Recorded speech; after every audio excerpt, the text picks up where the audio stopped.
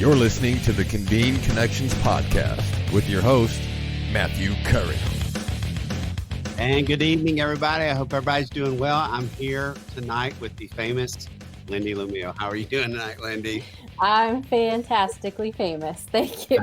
Fantastically famous. You made it to the big stage, right? We were just talking about it. You excited? Took 30 years. Only took 30 years to get to the big stage, which is awesome. So, hey, I'm so excited to have you here. This is about you tonight and about all the great things you're doing post military retirement. So congratulations on that. Thank you. Yeah. August 1st. August 1st. Can you believe that? Yes, I can. Yeah, that's right. So tell everybody, just introduce yourself. Tell everybody just a little bit about yourself that don't know you yet, and then we'll get going. We'll just talk.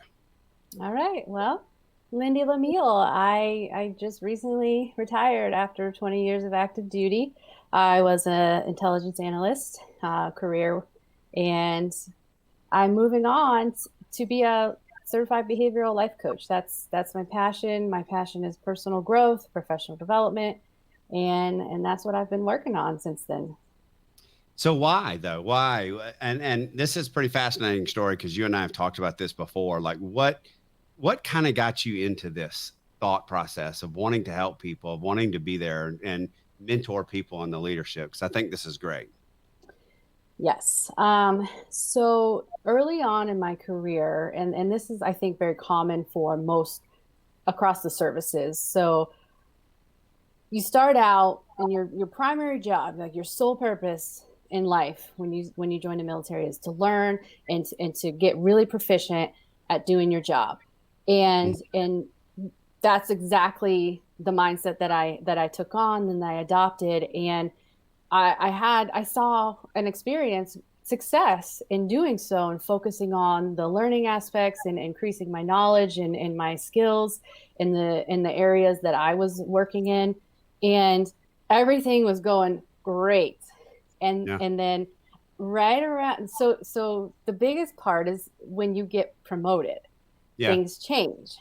Yeah. And what that generally brings is more responsibility in the form of leadership. So it's not just about yourself anymore. Now you're leading a team or at least one other person.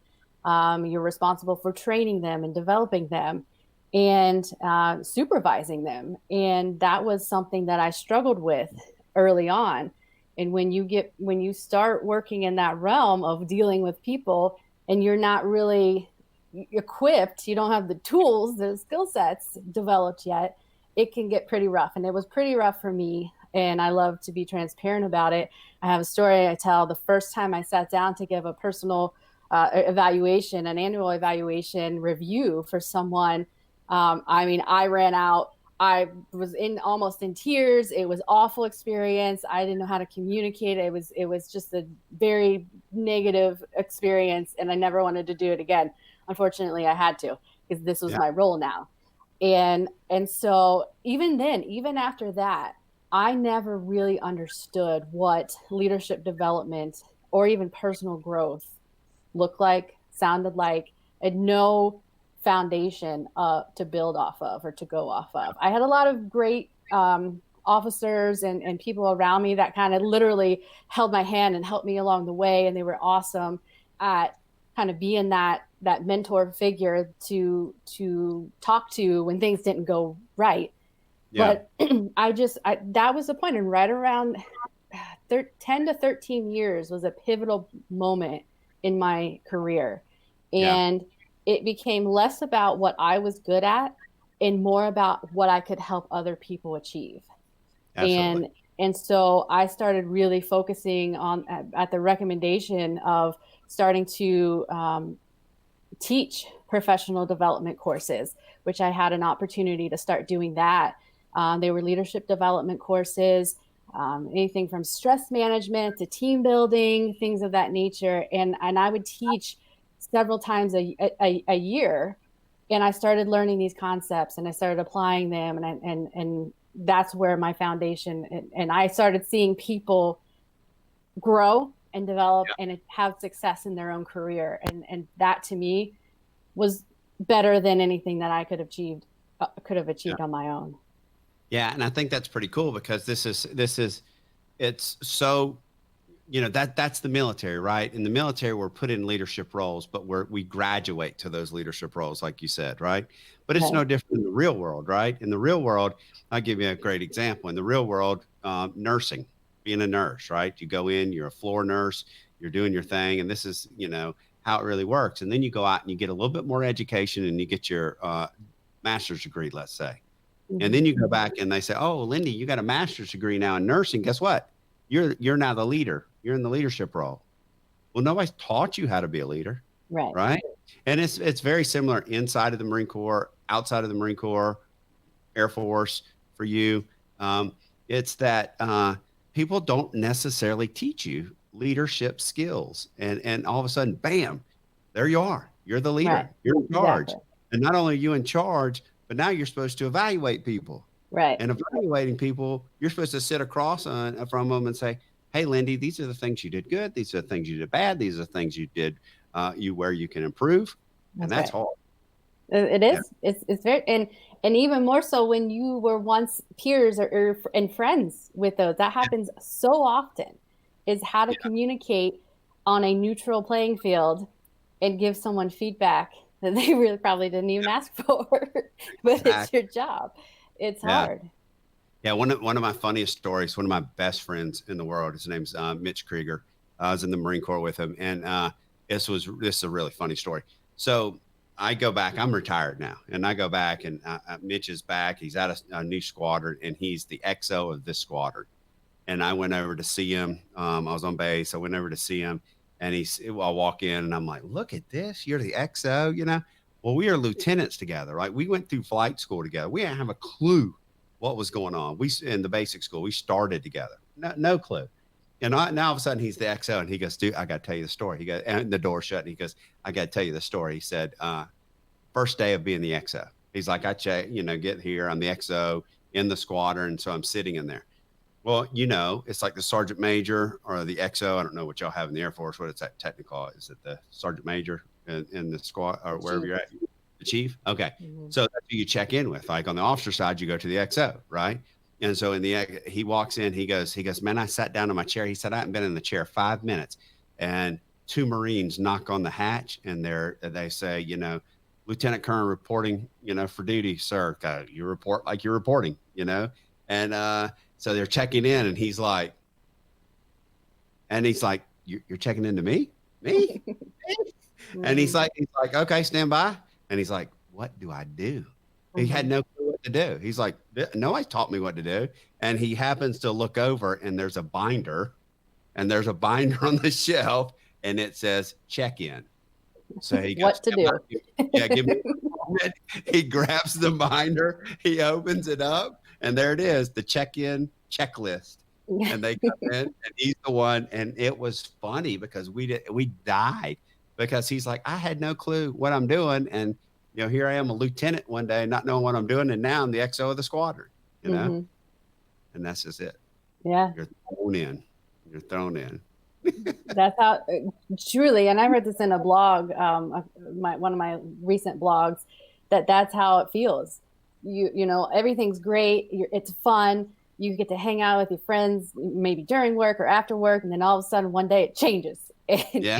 and and you're not even ready for it. Maybe you didn't ask for it. Maybe you're lucky enough to just slide in there, just Yeah. barely to get promoted and get put into different leadership positions, but there's no I mean, of course there's lots of books, but there is no one Yeah. universal book on how to lead. Yeah, and my buddy, I hope he's still watching, but Steve Turner, who just showed that he's watching. If you're still watching, Steve, make a comment, because what we're talking about here is that we get forced into leadership roles in the military, and not just the military, but out of the military. And we started. If Steve's still watching, we started in the beginning, lieutenants, right? And we used to think it was the funniest thing, thinking that we were going to go up the ladder and we were going to grow in rank. But that's how it works. Hmm. Funny. I got some funny stories about Steve Turner and flying and Kosovo to go. Well, that's for a different show, not this one. um, yeah. So you started progressing, you started teaching leadership, you started really getting into it. But so you really started pouring into people. You've told me before about your latter years of being in the Air Force, right? You That's really right. started putting a lot into people. So talk about that. So when I really started looking at what my future, what my professional growth was going to be, it was really time bound. I knew for the most part that I was planning on retiring at 20 years when I was eligible. So things kind of shifted, in life and in career, career wise, and I really had to decide if I'm not planning on going beyond 20 years and not really advancing in rank and position, I need to focus as much time and energy at developing the people that I work with and lead. And that wasn't just about subordinates. That was my peers, those who I worked with or for, and then even, leaders above me. And that was the challenge. It's leadership is not just leading down, it's leading up and across. Yeah. And that's really kind of what I took as my mission for the last, I'd say, a good solid 5 or 6 years of my career, is to help others achieve whatever their career goals were. And Yeah. sometimes you only have, depending on where you're stationed and the offices that you work in, you only have a year to 3 years max working with someone, and then Yeah. they rotate out, they deploy, they decide to separate and leave the service, or they themselves retire. And so I made it was my passion. I loved helping people prepare for advancement, whether it was studying, whether it was, doing things that aligned with organizational goals and professional goals. That's what I committed to, and I focused on that for the last several years. Yeah, no, that's really cool. Because if you don't, you're letting your peers down, you're letting your people down. We used to in my squadron, you go through the evolution of a pilot as you go through is basically we used to call it HTP, helicopter second pilot, then a hack, a helicopter aircraft commander. And so it was a natural progression. Obviously, you're just learning how to fly whatever helicopter I flew. That one, the 46, when I first started. But you're going through that process, right? And I remember how good the guys above me were. I really watched them. There's a guy named Sean Grenier, a guy named Brett Woods, a guy named Eric Gillard. These guys, I like Sean Grenier, really. He was my mentor. I really just everything. I just trusted him, and he kind of took me under his wing. Well, when it was my job time and I moved up, right? This is the one thing I loved about my peer group too, is that we felt like it was our job to make good qualified co-pilots, right? Because you're in a situation as an aircraft commander is that you might be the flight lead. You might be the person leading the flight. Well, when you're leading the flight, you're not flying the helicopter. You got this guy over here flying the helicopter, right? You're focused on the mission. You're focused on the big picture, what's going on around you. So I always felt like, and my squadron felt like, we have to build these young Marines into great pilots, great thinkers, great, everything. So we trust them. When I got in a helicopter with you, I didn't want to think about you flying. I wanted to trust that you're going to do what you're going to do. And that's the same for you, right? You want to trust your subordinates. Well, it's your job to train them, and put them in that place. That's right. You pick up a lot of rules that really, you go through the same training. So it's you come into a train the trainer role, and so the job may seem simple, but dealing with people may not be so simple, right? Because everyone's different and they learn differently, and so that was a challenge, and that's the challenge that I just really loved to tackle, and that's where I became interested in human behavior, personality styles, because it's so important to know the people you work with. And what I wouldn't give to have the knowledge and insight and awareness that I have now back then, right? But that's not how it works, and we know that, right? That's why it's so important to deliberately pursue things like that, personal growth and professional development, because it doesn't just I've heard the analogy. You don't just like put yourself in the microwave, boom, 30 seconds later, here you go, pop out, ready to go. It's not how it works. You have to work at it every day, and you have to learn, and you have to self-educate, and you have to seek mentorship, and it's a process, and it takes time. Yeah. And I love that you said that, right? Okay. So again, another thing for me as a pilot, you always hear, well, you're going to be a pilot. You have to have a math degree, an engineering degree, all those different things. Well, my undergraduate degree is psychology, right? If I go back and I look at my career as a pilot, I think my psychology degree is better than any math degree I could have ever gotten, because I worked in a aircraft that had a crew. Well, when you're inside that crew, guess what I got to be able to do? I got to be able to talk to people, right?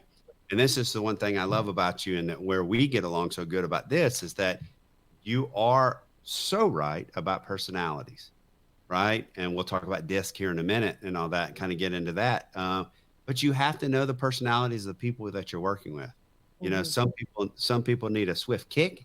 Other people need to be coddled and rubbed and said, hey, you're doing good, lift it up, right? But that's part of leadership, right?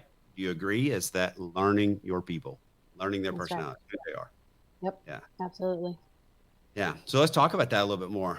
So you're a certified DISC person. So talk about that and why, how that makes a difference to people and why that's important. Because I love, everything about that. Absolutely. So the certification is Certified Behavioral Life Coach and Consultant. And in that, I am qualified to administer the DISC, DISC assessment. And it is a behavioral style that is really the outcome that you're looking for. What is your preferred behavioral style, depending on the environment that you're in? Home, office, sports.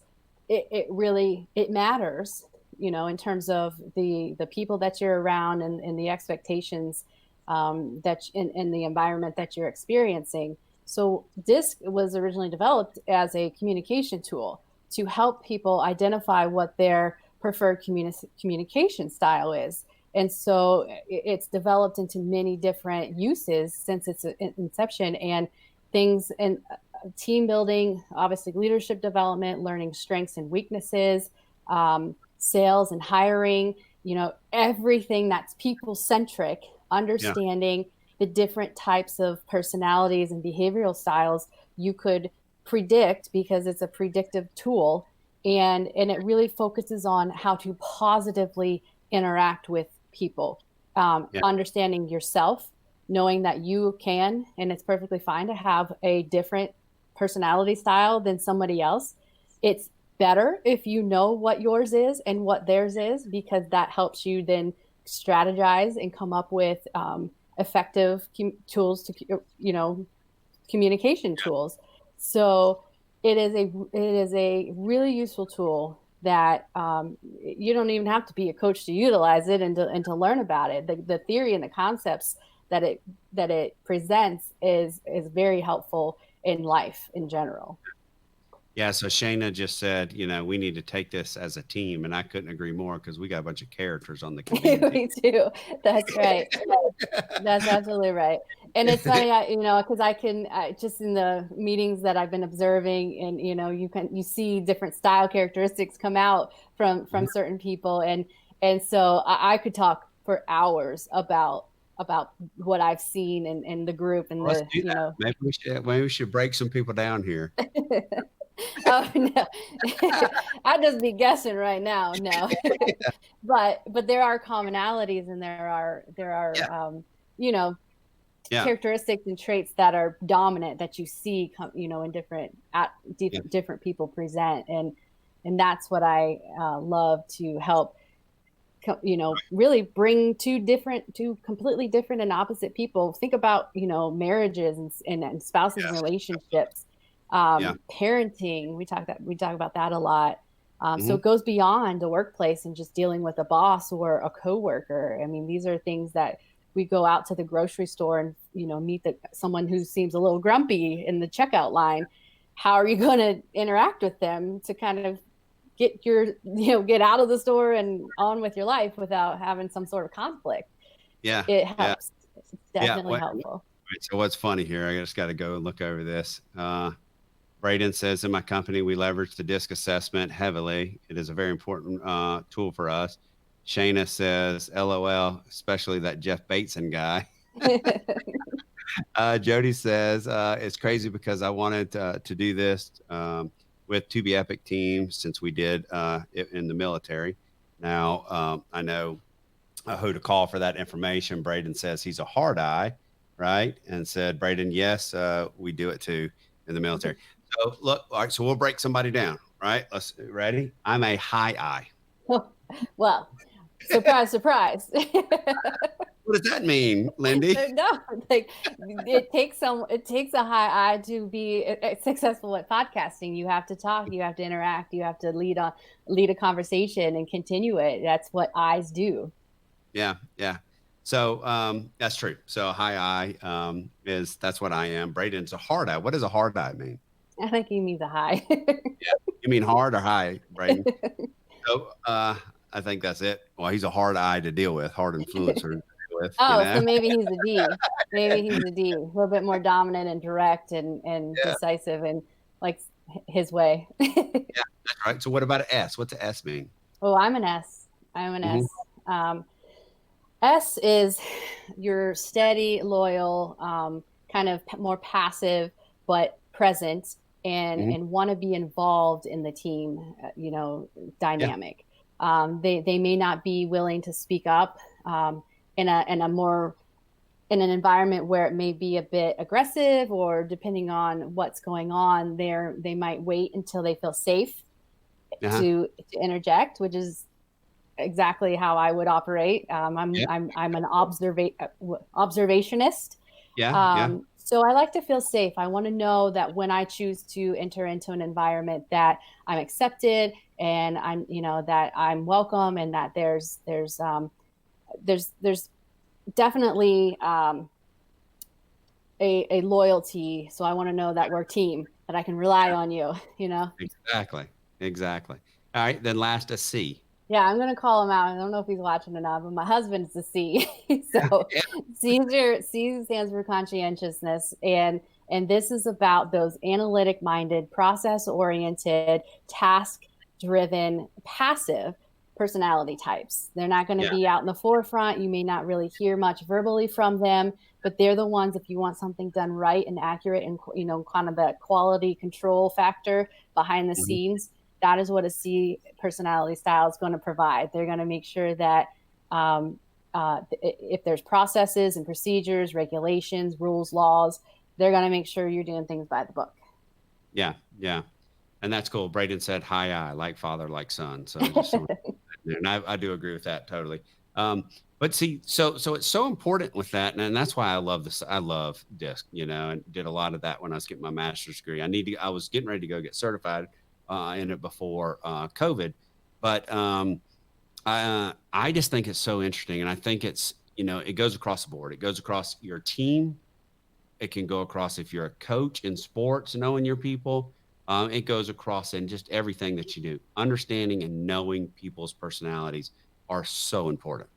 That's right. And one of the things I just want to make sure I mention, because this is part of the communication factor. And we talk a lot about how do you let someone know you care, and how do you operate or behave in a manner that really lets someone feel safe. And we talk a lot about psychological safety, but there are dominant fears for each DISC style. And it's really interesting.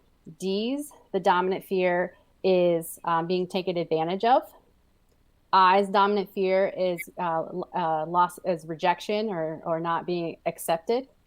S's is loss of security or safety. And then C's is criticism. Yeah. So when you think about that, and if you apply it to yourself and knowing kind of how you are receiving and perceiving information and the way people say things to you or about you, it's really going to drive what happens next. If you're aware of it. Yeah, absolutely. That's so cool. So when we talk about you and transitioning out of the military, and this is kind of, now that we've talked about this and I think back about it, right? Let's talk about the day I met you, right? Because it makes sense a little bit more knowing that you're an S now. Mm-hmm. when you Yeah. came on that call? S's or not, they don't inherently enjoy change. Mm-hmm. And so when you're obviously transitioning out of the military after any time, let alone 20 years is a huge change. It's a constant series of changes. It never stops really. Yeah. And it starts long before your actual date of retirement. Yeah. And you're not aware of that, but you're going through it. And as I was going through it, so many emotions. I mean, if there is a continuum or a wheel that had all the emotions, and you see some things posted where, happy faces, sad faces, all the different emotions, I have been to all of those extremes. Yeah. And I've had fears about leaving, and I've felt like I wasn't going to be part of a team again. And like, these are the people that and you see every day. The faces may change, locations may change, but the feeling stays the Mm-hmm. same.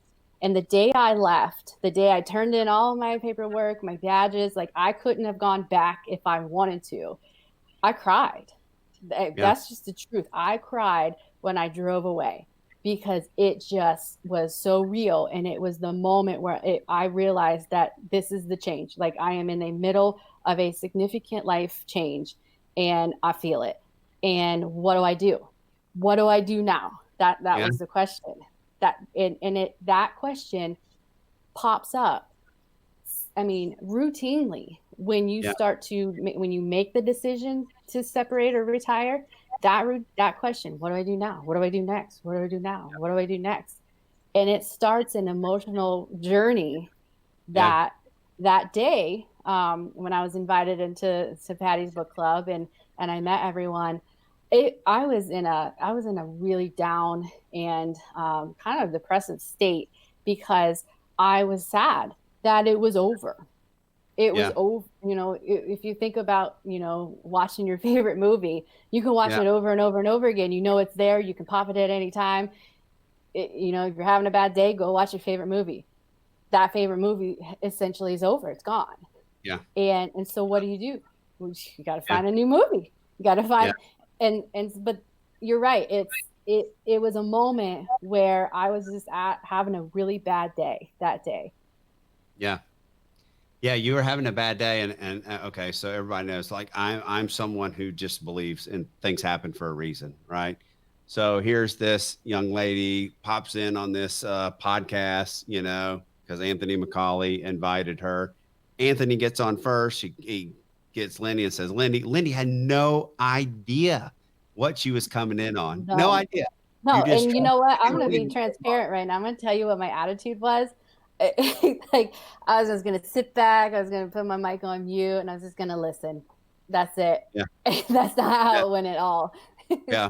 That's not how it went at all. You came on, and of course you have me and Anthony and a big group of people, right? A big group of people on this, and we're going through. I can't remember what chapter we were on. Do you remember what chapter we were on?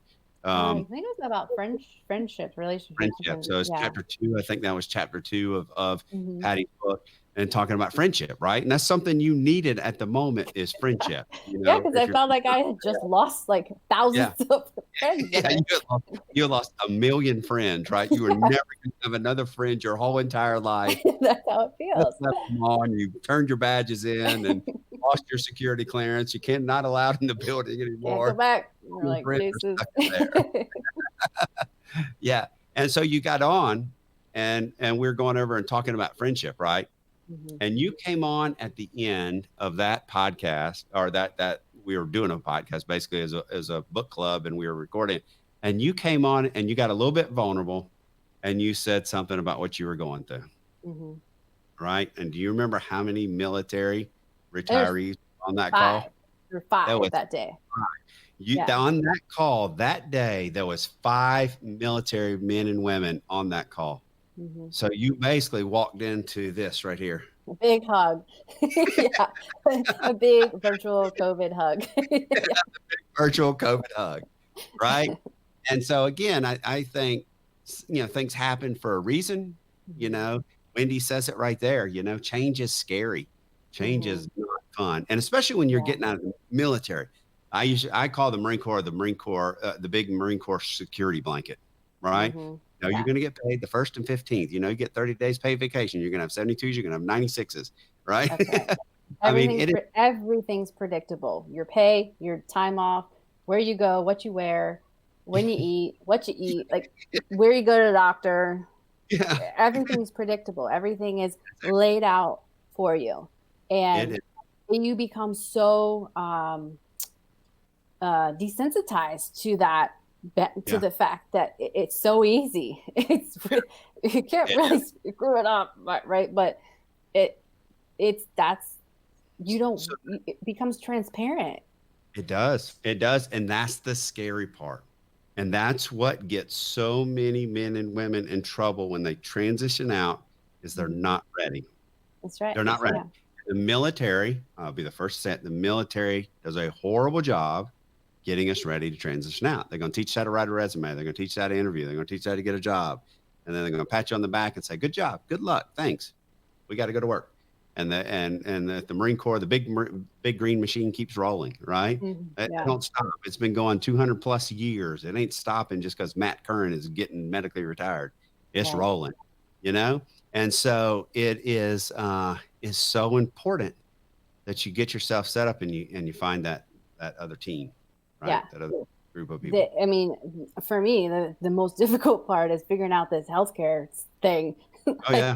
I don't have a doctor. I don't know a name of a doctor. I don't even know where the clinics are in the community. Like, these are big real life adulting things that you have to figure out. When before you just show up and they're like, here's your doctor. Yeah. Isn't that right? Yeah. Yeah. Here's your doctor. Here's what's going on. And, you don't even know that. I mean, Hmm. you know what's going on. In my squadron, we had a flight surgeon. That's who you went to see. You would go see the flight surgeon. Right. Feel bad, go see the flight surgeon.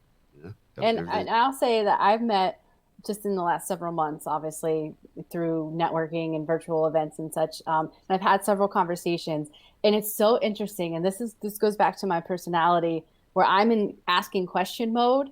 I've met some former military and some with no military background, and oftentimes the answer is the same. It's like, okay, well, why don't you go figure it out? Like, this is what you do now. Like, Yeah. you have to find the answers on your own. Like, oh, okay, where do I start?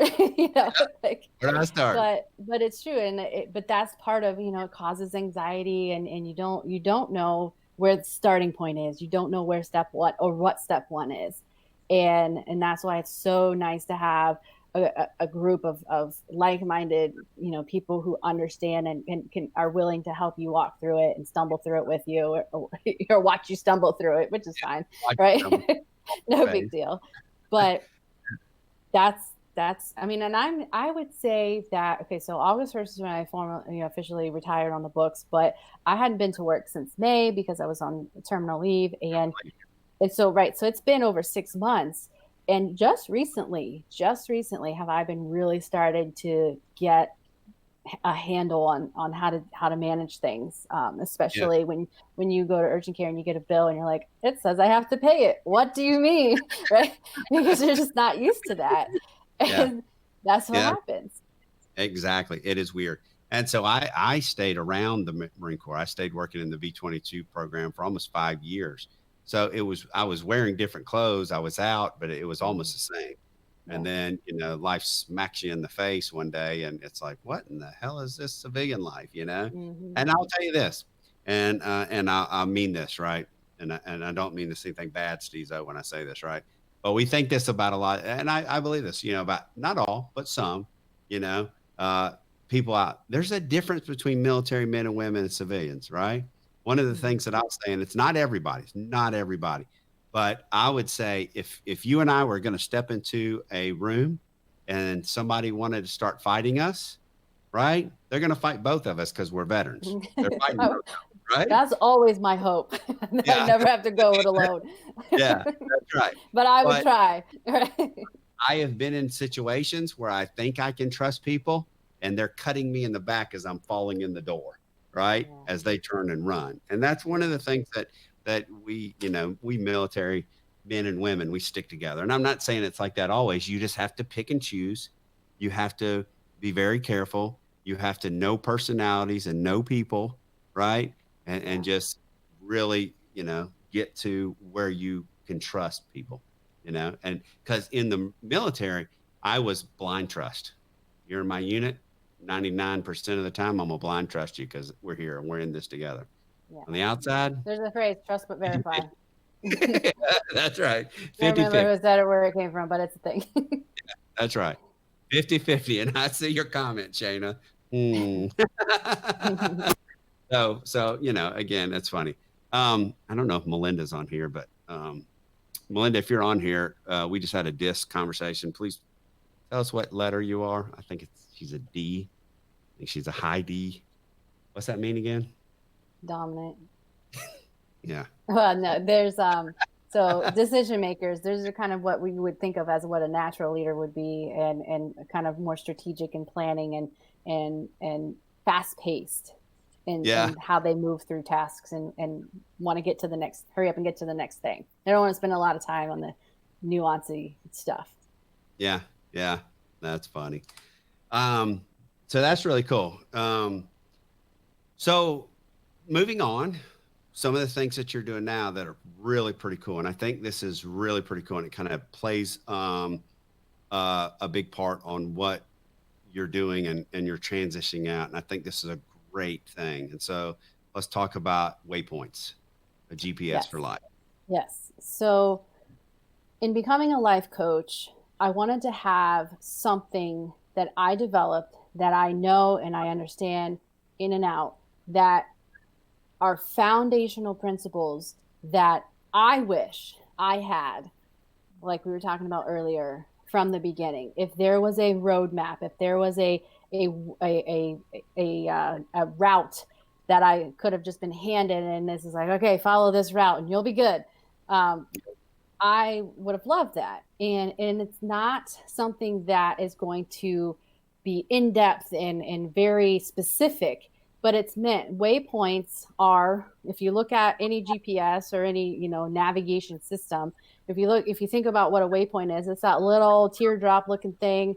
I guess it's an upside down teardrop, right? With the pointed down, and it points like here. You start here, you end here, and when you see them populate, when you want to get from point A to point Z, then there's multiple waypoints that you can drop to get you there. And maybe you need to go to the gas station, then you need to go to the grocery store, and then you need to go to the office. And so consider like this is the path, and that's going to get you successfully to the end point of where you're going that day, right?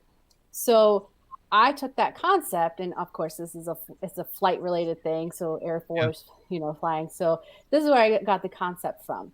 And I wanted to build a GPS for life. And that is that's where the name came from. They are waypoints that are going to be, you can program into your GPS for life. And there's 12 of them. And I don't have it, I can't see them right now, but that's all right. There's 12 waypoints. And the idea is you start from a foundation. It starts with personal growth. It starts from getting to know yourself, your strengths, your weaknesses, areas for improvement, your communication style. There's several elements that you need to understand about yourself before you start to dive into learning and talking about other people. We need to really have a solid understanding of ourselves first, because that's going to really drive how we interact with other people and how we're going to respond when other people approach us and engage with us. So that's the foundation, personal growth. And then it moves on from there in different areas of like active listening and communication and empathy and emotional intelligence, all the way up through leadership, mentorship, coaching. And the most important one that I think, and I can talk about this all day long, is self-care.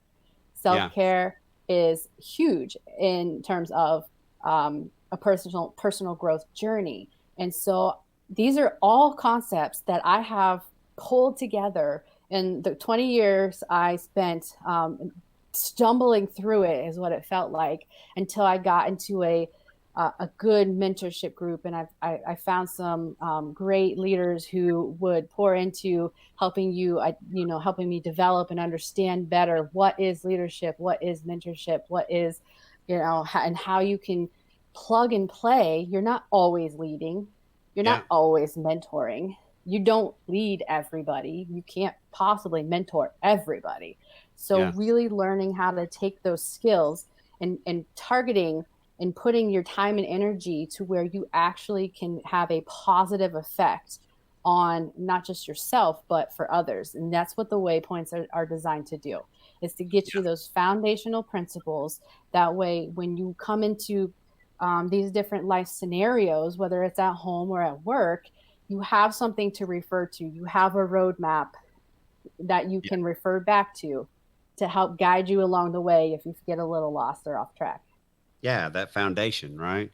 Because I love how you said that, because if you go back and you're like, I wish I would have known this, right?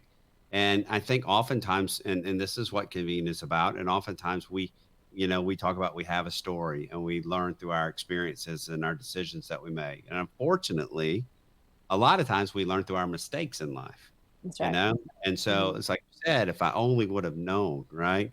And Mm-hmm. and I'll talk about me and Braden real quick. And I love how Braden and I talk so much, and we really communicate. But a lot of times I'm talking to Braden and I'm teaching him and talking to him about my mistakes, the things I wish I would have done, the things I wish I could have done different. And I don't want to see him go down that same path, those same waypoints, you Right. know, bad waypoints. I want him to go to Yeah. the good waypoints. I want him to go to the good The side of the road. nay points. Yeah, exactly. And so we have those conversations quite often. I mean, yesterday we were talking about investing and money and different things like that, right? And the military, and you'll know this, in the military, you come into the military and you're like, hey, you don't need to invest. Don't put any money away. You're getting a retirement when you're done, you know? Right. And you think, well, I should have been investing the whole time, you know? Um, Yeah. little things like that we just wish we'd have learned. That's right. And I'll say, so DISC is just one element of a Hmm. multitude of Absolutely. tools, right? And so there's other aspects that once you understand and once you have a foundational understanding of who you are and kind of the predictable expectations you have meeting others, then you can start looking into things that motivate you, things that what are your values and your beliefs and your attitudes towards different things, and that's usually dependent and formed and based off of your upbringing and your environment that things that you've experienced over time. Some of it's inherent, but that's like when you meet the opposite, you Yeah. start seeing those conversations, or when you just don't agree, and when you just have a completely different perspective on something. What do you do? This is a juncture. How do we get Yeah. past it or through it without creating damage or causing Yeah. relationships to break down? And that's really important, is to be able to come to a table with disagreements and move through it in a positive way, that you maintain the relationship with the people that, especially if it's family, of course, people that we love, but also with colleagues and employers. You never want to the goal is to not have to quit or fire Yeah. somebody, right? Or leave or separate. That's ideally what you would try and accomplish. Yeah, absolutely. And here's one waypoint that I love, and I want to hear your thoughts on this, right? And I think it's where people have one of the things that people have the most trouble with. And if they would just get this part down, it will affect them in their leadership, their relationships, their marriages, their parenting, everything. But it's one of the hardest things. We talked about this over and over in the master's degree. Talk about active listening. Mm-hmm. There was a post about that in the discussion board recently, right? I saw Hmm. that, and Yeah. yes, active listening. It's not active at all. It's very passive in nature, right? So Yeah. the description is kind of misleading, but active listening is so important, and it's not just about sitting and hearing words or noise coming into your ears. And it's very it's what you start with, Hmm. really. You don't start communicating necessarily by speaking. you Yeah. you effectively start communicating when you start actively listening, and Yeah. and that is a deep you're right, that is a deep well of things that you need to consider. And that in the waypoints I highlight, like, this is something you have to learn to be vulnerable with yourself, and meaning You have to, if somebody's talking to you about a subject that maybe you're not that interested in, or that maybe is a little bit sensitive and you're not used to kind of experiencing emotions in that at that level or two at a certain extreme, this is a critical moment because somebody needs help, and you're not going to know the kind of help that they're asking for if you're not able to really listen to the words that they're saying and communicating back to them in a manner that validates and acknowledges and reaffirms what they're telling you and how they're feeling. That is a critical part, is being able to connect in those moments. And that gets real vulnerable. Yeah. And it's hard. It's hard because you want to spring butt, using that term, that military term right there. You want to say, oh, Lindy, fix it. This is how you fix it. I can fix it for you. You need to do this. Step 1, step 2, step 3. If you'll just do what I tell you to do, it's going to fix it. Well, no, that might not be how you want to fix it. So you have to listen to somebody. Braden says, he says, Lindy, what do you find to be the most impactful, helpful tool when working with folks on tackling life, whether that be the disc or something else? Oh, the most effective tool when just in general life coaching, is that kind of what he's getting at? You know, that's what he's getting at. I have to listen to what they're actually asking for. If it's help, if it's guidance or resources. So I have to understand the person first and understand what their needs are, what I can do to help them in whatever area they're looking to grow in or looking to develop. So I need to learn about that person first.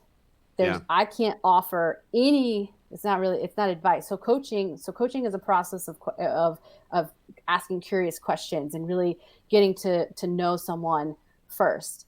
And coaching isn't about telling somebody what to do and how to fix it. Coaching is helping them talk through a problem or an issue or learning more about themselves so they can identify their strengths or perhaps a weakness that maybe they're operating in a weakness zone and they just don't understand why things aren't working out. And if we can identify that, then we can start really I can start helping that person identify a strength zone that they can now transition into.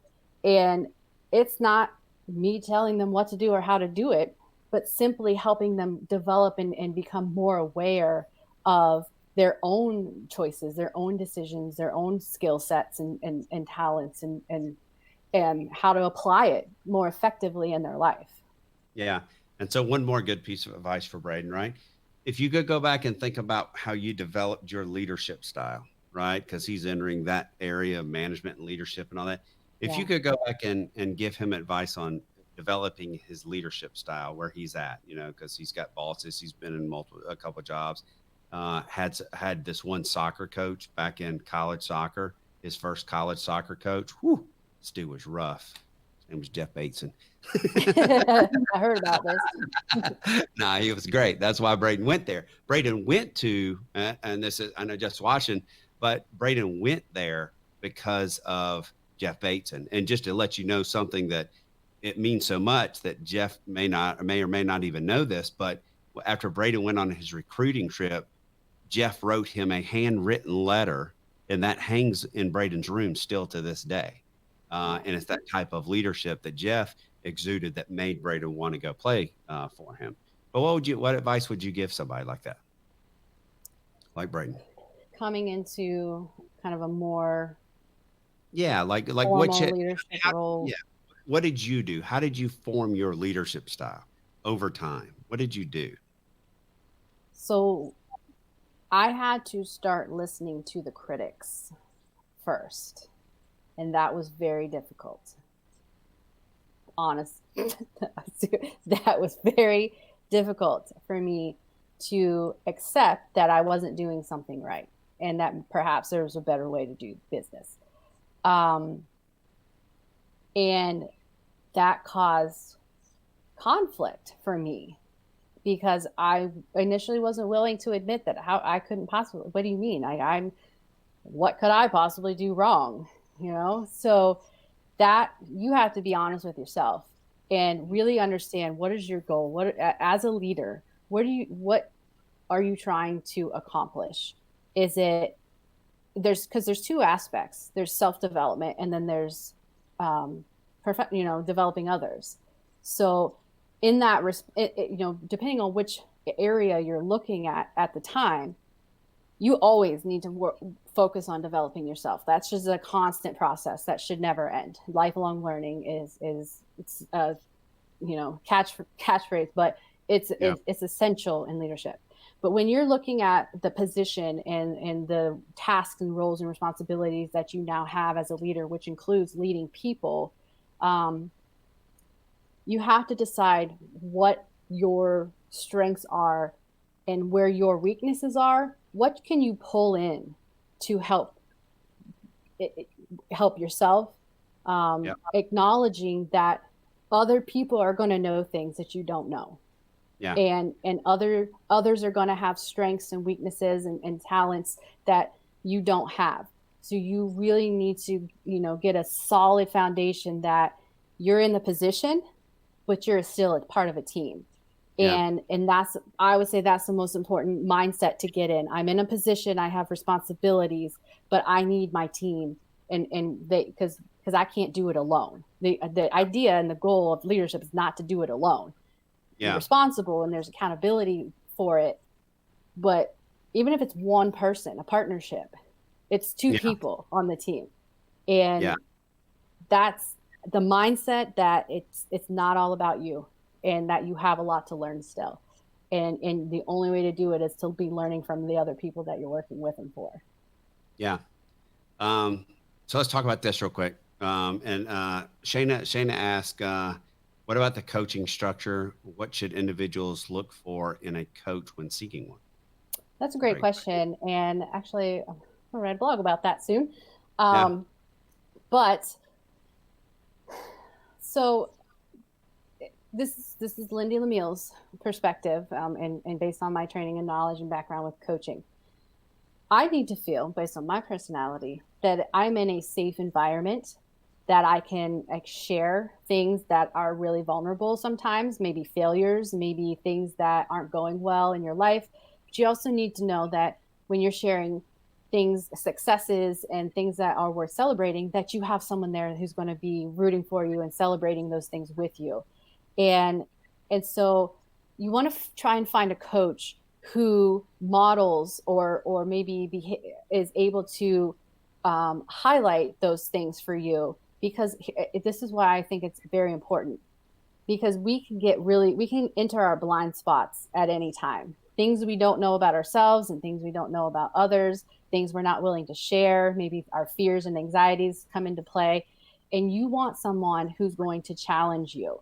That is what coaching is about. Having that person who you trust. You have to develop a relationship, a foundation of trust, and you have to allow the coach to challenge you. That's how growth happens. You have to look at what is going right and what maybe needs a little adjusting, and being able to accept that you're still in control. You are in control no matter which coaching environment you're in. It's all about the client. It's all about the individual, the person, and getting that person to a better place or a better state, or more, equipping them more effectively.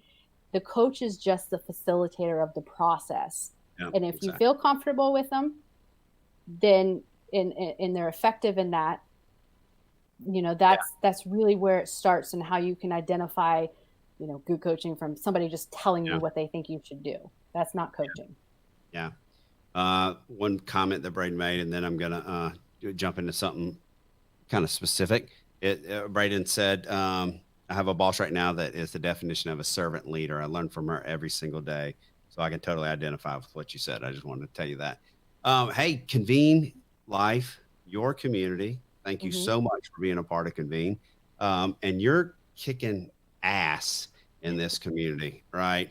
And I highly suggest everybody on here go to this community, because they can actively take the GPS Waypoints for Life.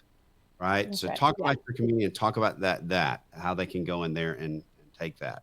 Yeah. So within the life community, which I'm so excited to be a part of and to lead and help grow and develop it, within there, I have a group. You'll see the pretty blue butterfly. That's just a signature thing for me. It signifies a lot of things, but transformation is one of them. And there's a group called Journey to the Center of You.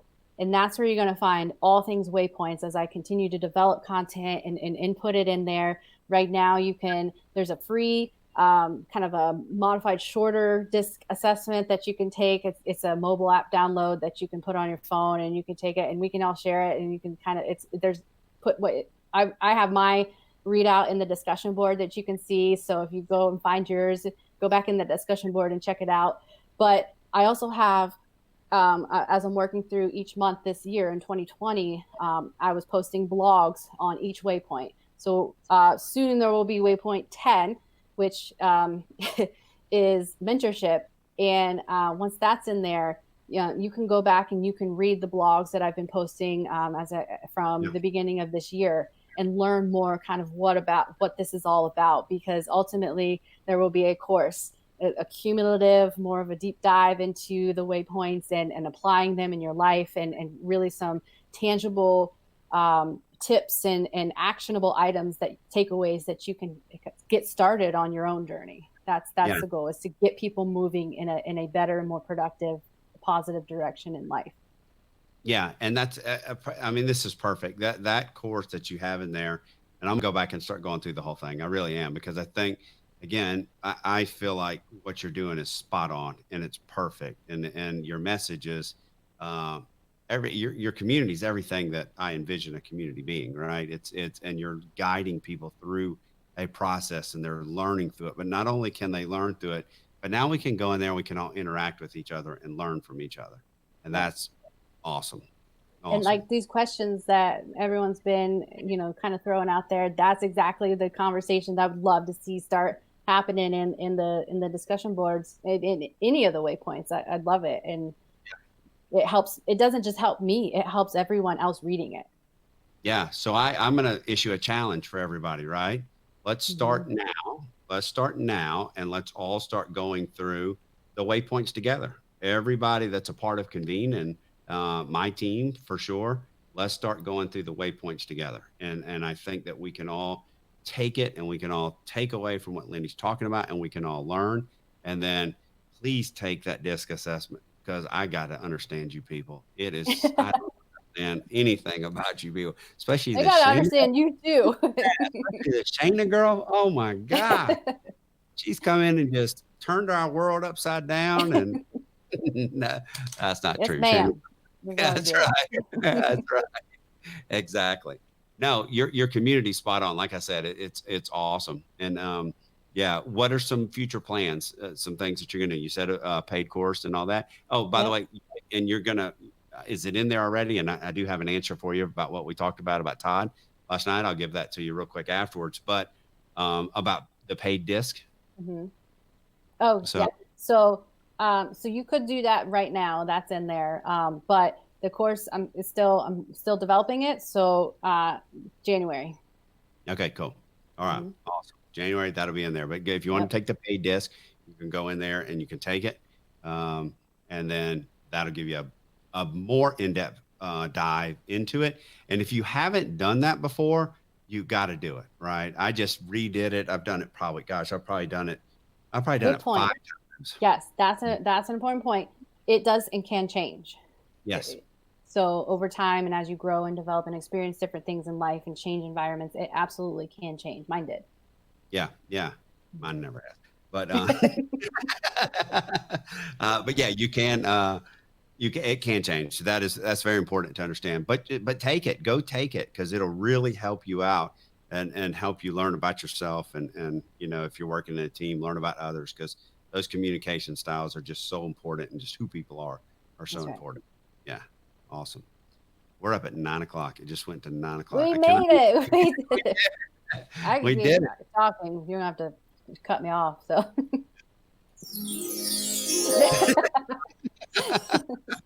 We made it. All right. No, that was awesome. That was actually a great podcast. I love doing that. That was awesome. I'm so glad that you came on.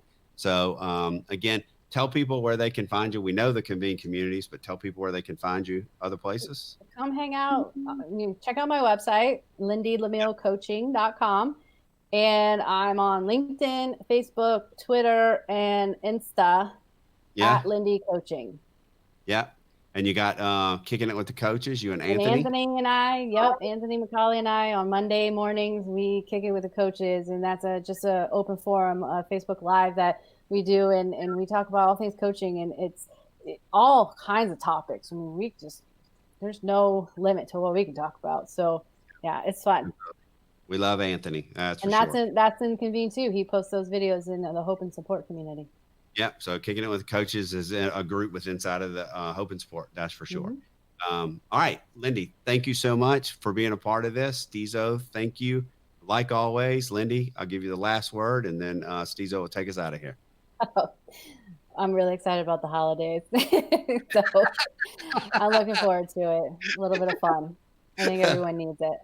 I love it. Yes, we do. So thank you for being a part of Convene and part of the Convene family. We're your new family, right? That's right. You're part of the veteran family, but you're part of the Convene family. And don't ever forget that. All right. Thanks, Lindy. Thanks, Thanks, Steve.